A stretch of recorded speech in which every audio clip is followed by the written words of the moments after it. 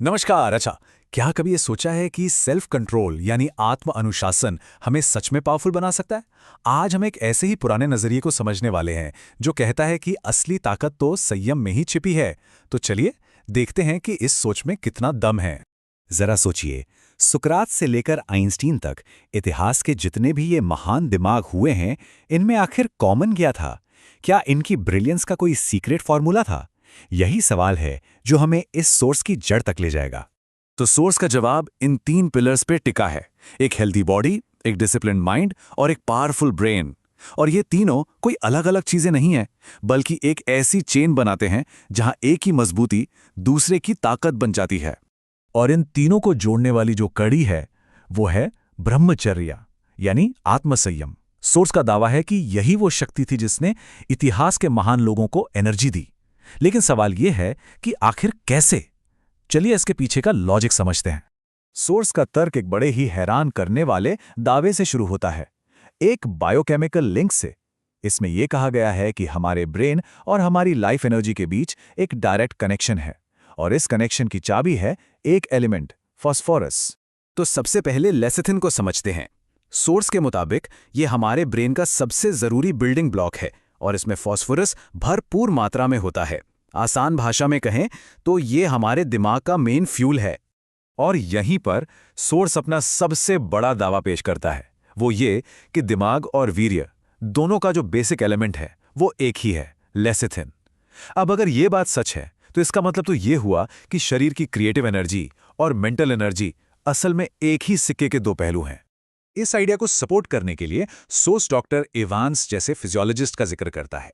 उनके हिसाब से जब भी हम कुछ सोचते हैं या मनन करते हैं तो हमारा ब्रेन असल में फास्फोरस को यूज कर रहा होता है। मतलब सोचना एक तरह की केमिकल प्रोसेस है। और जर्मन बायोकेमिस्ट जैकब मोलेशॉट तो इसे और भी साफ साफ कहते हैं, फास्फोरस के बिना कोई विचार नहीं होता। इस लॉजिक के हिसाब से फास्फोरस ही हमारी सोचने की एबिलिटी का बेस है। तो अब सारी डॉट्स कनेक्ट होती हैं। सोर्स की थियरी यह है कि जब लाइफ एनर्जी को बचाया जाता है तो बॉडी उसे वापस एब्जॉर्ब कर लेती है, और यह फास्फोरस से भरी एनर्जी फिर सीधे हमारे ब्रेन और नर्वस सिस्टम को पोषित करती है, जिससे हमारी सोचने समझने की शक्ति बढ़ जाती है।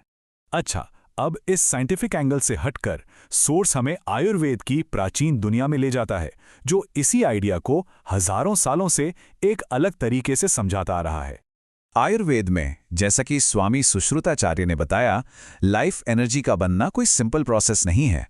ये हमारे खाने के रस से शुरू होता है और 7 धातुओं से प्यूरिफाई होते होते एक बहुत लंबी जर्नी के बाद बनता है। इस प्रोसेस में कितना वक्त लगता है, इसे आंकड़ों में देखें तो शायद और भी हैरानी होगी। सोर्स के हिसाब से सोचिए, करीब 700 ग्राम खाना पूरे 40 दिन के प्रोसेस से गुजरने के बाद सिर्फ और सिर्फ 20 ग्राम जीवन ऊर्जा में बदलता है। इससे ये तो साफ हो जाता है कि आयुर्वेद इसे कितना कीमती मानता था। तो जाहिर है, अगर इस कीमती एनर्जी को बनाना इतना मुश्किल है तो इसे खोने का नतीजा क्या होगा? सोर्स के मुताबिक इसका सीधा असर शरीर और दिमाग पर पड़ता है, जैसे कि मेंटल एग्जॉशन, खून की कमी और नर्वस सिस्टम की कमजोरी। अच्छा, क्या ये सब सिर्फ एक थ्योरी है या इतिहास में इसके असली एग्जाम्पल भी मिलते हैं? अब सोर्स हमें हिस्ट्री के पन्नों में ले जाता है और उन लोगों और कल्चर से मिलवाता है जिन्होंने कथित तौर पर सेल्फ कंट्रोल की इस पावर का इस्तेमाल किया।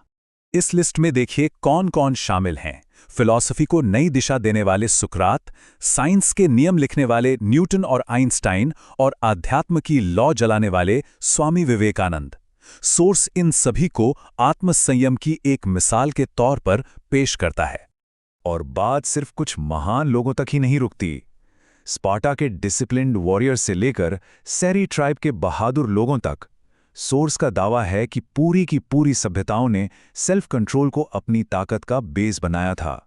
इन हिस्टोरिकल एग्जाम्पल्स के बाद सोर्स का फोकस आज के यंगस्टर्स पर आता है, और यहां एक खास वार्निंग दी गई है जो सीधे सीधे टीनेजर्स के डेवलप हो रहे ब्रेन की साइंस से जुड़ी है। प्रोफेसर फ्रांसिस जेनसन की रिसर्च का जिक्र करते हुए सोर्स बताता है कि हमारे दिमाग का जो सीईओ वाला हिस्सा है, मतलब जो सही गलत का फैसला करता है और इमोशंस को कंट्रोल करता है, वो 25 साल की उम्र तक पूरी तरह डेवलप ही नहीं होता। इसके साथ ही टीनेजर्स का दिमाग एक गीले सीमेंट जैसा होता है, जिसे साइंस की भाषा में सिनैप्टिक प्लास्टिसिटी कहते हैं। इसका मतलब ये है कि इस उम्र में सीखी गई कोई भी आदत, चाहे वो अच्छी हो या बुरी, बहुत गहरी और परमानेंट छाप छोड़ जाती है। तो जरा सोचिए, एक तरफ तो दिमाग का कंट्रोल सेंटर पूरी तरह बना नहीं है और दूसरी तरफ आदतें बहुत तेजी से बन रही हैं। इसीलिए सोर्स ये तर्क देता है कि टीनेज में लिए गए फैसले, चाहे वो दोस्तों के हों या आदतों के, पूरी जिंदगी की डायरेक्शन तय कर सकते हैं। तो फिर इस चैलेंज का सॉल्यूशन क्या है? इस विश्लेषण के आखिर में सोर्स स्पिरिचुअल गाइडेंस को एक रास्ते के तौर पर सामने रखता है। सोर्स के अनुसार भारत की संस्कृति में हमेशा से ऐसे मार्गदर्शक और संत रहे हैं जिनका एक बड़ा रोल समाज को रास्ता दिखाना और आत्मसंयम जैसे मूल्यों की याद दिलाना रहा है। और इसी परंपरा को आज के समय में आगे बढ़ाते हुए सोर्स एक मॉडर्न एग्जाम्पल देता है। वो संत श्री आशाराम जी बापू के माता पिता पूजन दिवस का जिक्र करता है और इसे एक ऐसे कदम की तरह पेश किया गया है जिसका मकसद युवाओं को एक सही गाइडेंस देना और पॉजिटिव फैमिली वैल्यूज को मजबूत करना है। तो आखिर में सवाल यही बचता है, क्या आत्मसंयम जैसी पुरानी परंपराएं आज के दौर में भी उतनी ही रेलेवेंट हैं?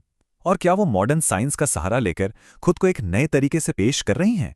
ये एक ऐसा विचार है जो वाकई हमें सोचने पर मजबूर करता है।